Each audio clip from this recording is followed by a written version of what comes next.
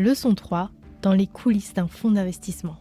Après avoir fait ses débuts dans un fonds institutionnel, Pierre rejoint Sanofi Ventures. Selon la page officielle, Sanofi Ventures est le fonds de capital risque de Sanofi, dédié à l'investissement dans des startups innovantes en biotechnologie et en santé digitale. Au-delà du financement, Sanofi Ventures ouvre aux startups un accès privilégié aux expertises de Sanofi en R&D, réglementaire, production, commercialisation.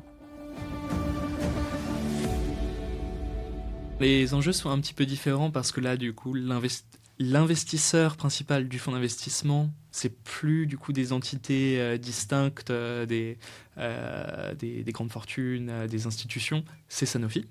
Et aujourd'hui, la plupart des grandes pharma ont leur bras d'investissement, que ce soit Novartis Venture, Amgen Venture.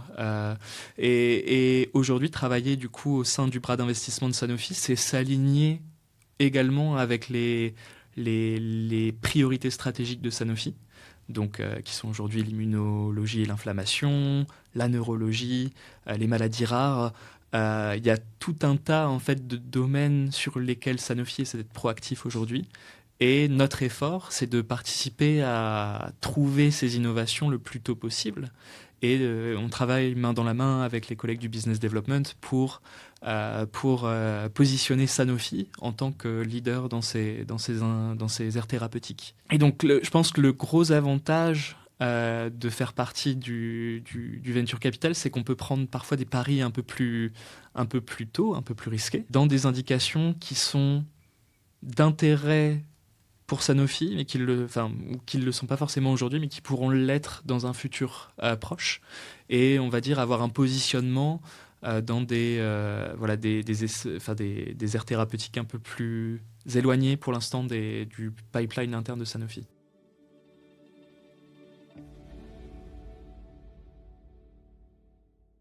Le modèle, toute l'innovation vient de la pharma, évidemment, n'est plus vrai. Mais il y a une très bonne complémentarité aujourd'hui entre des expertises de longue date au sein des labos pharma et on va dire l'agilité des startups qui vont porter les projets. Je pense que la différence fondamentale, c'est le raisonnement sur ce qui s'appelle le portfolio management, la structuration des projets. Une pharma peut avoir une centaine de projets à différents stades de maturité et va régulièrement décider de quel projet prioriser, quel projet arrêter. Donc ça donne lieu parfois à du partenariat où par exemple la pharma va tenter d'out-licenser un asset parce que même si le médicament est prometteur, ou les preuves précliniques indiquent que le médicament sera prometteur, la pharma décide que ce n'est pas sa priorité au niveau de son budget de le développer. Donc autant que la science bénéficie à quelqu'un, à la société, et qu'il y a un co-développement sur lequel la pharma, on va dire, qui va être à l'origine du médicament gagne un peu d'argent, parfois par des royalties, parfois en fonction de comment le contrat est fait, et que le médicament soit développé par une autre pharma, un partenaire pour aller jusque sur le marché, et que l'innovation soit quand même valorisée d'une forme ou d'une autre. Donc ça, c'est pour le côté pharma. Et donc, ce très large portefeuille à manager, c'est la grande différence avec une startup qui va avoir en général 1, 2 ou 3 candidats médicaments qu'elle va pouvoir porter avec les fonds apportés par les investisseurs. Et finalement, le raisonnement n'est pas du tout le même quand on a 1 ou 2 ou 3 médicaments sur lesquels on va tenter des choses, mais la garantie de succès n'est pas la même. Le succès n'est pas garanti pour ce développement. Et une pharma qui a une centaine de projets.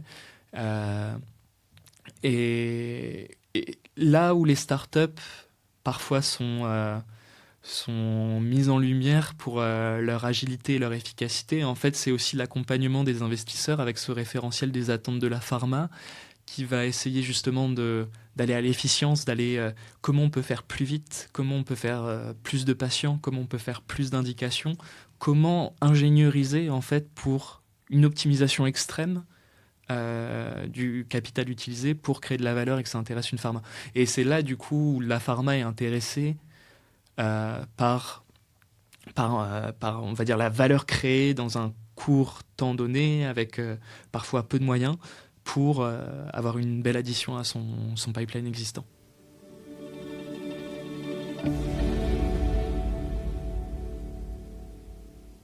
Je pense qu'il y a parfois de la méconnaissance sur à quel point l'investisseur va creuser dans l'investissement, à quel point l'investisseur va retravailler les projections, retravailler les chiffres, faire son travail. C'est tout ce qui s'appelle la due diligence, en fait, c'est mon travail à plein temps. C'est de vérifier l'information, de trouver des informations concordantes s'il y en a. Parfois, on arrive à des informations qui vont à sens inverse de ce qui nous a été dit. Et on va toujours essayer de creuser plus loin. Et parfois, certains projets qui nous sont apportés sont un peu, on va dire, marketing, parfois un peu vitrine. Et si jamais on est intéressé à creuser, et qu'on creuse et qu'on trouve que c'est une coquille vide, ça va forcément être une déception. Et voilà, étant donné le nombre de dossiers qu'on a à regarder par an, et du coup l'extrême stringence qu'on a pour choisir les dossiers d'investissement, voilà, c'est essayer d'être... le conseil que je donnerais, c'est d'être le plus transparent possible, et d'être très clair sur ça on l'a, ça on ne l'a pas, ça on peut l'avoir, ça on ne pourra pas l'avoir. Et l'investisseur est là aussi pour comprendre ça. Dans aucun des dossiers dans lesquels on investit, la boîte parfaite n'existe pas. La boîte parfaite, c'est celle qui a déjà le médicament qui existe et on ne peut plus investir dedans. Notre métier, c'est d'évaluer les risques. Et forcément, quand on a une société qui nous accompagne sur cette évaluation des risques d'une manière transparente, proactive, c'est toujours plus intéressant. Enfin, c'est toujours plus intéressant pour nous et ça nous permet d'aller plus loin dans les échanges. Et on n'est pas juste on n'investit pas à l'aveugle. C'est ça parfois l'idée que je veux voilà. Combattre, ouais, ou au moins discuter, c'est qu'on va toujours aller dans le fond des choses pour être convaincu de notre investissement et voilà.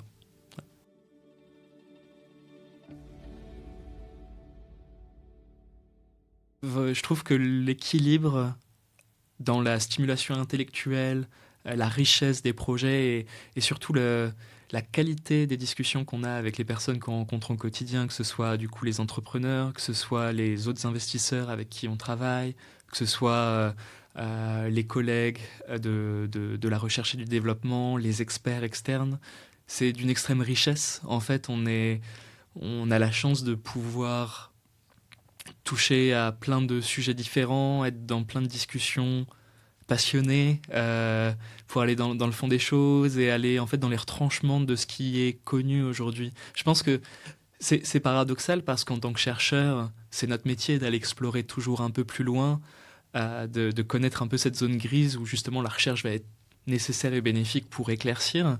Et c'est quelque chose qui reste quelque part dans l'investissement sur connaître ces zones grises. Alors le travail n'est plus de les éclaircir en tant que tel, c'est le travail des chercheurs, mais en tant qu'investisseur, c'est important d'être solide dessus et de pouvoir les questionner, de pouvoir les challenger, et de pouvoir aussi parfois avoir une certaine forme de créativité en se disant d'accord, mais ce mécanisme-là ou cette modalité-là, à quel point elle pourrait résoudre ce problème-là. Et donc de confronter on va dire la connaissance actuelle avec l'innovation.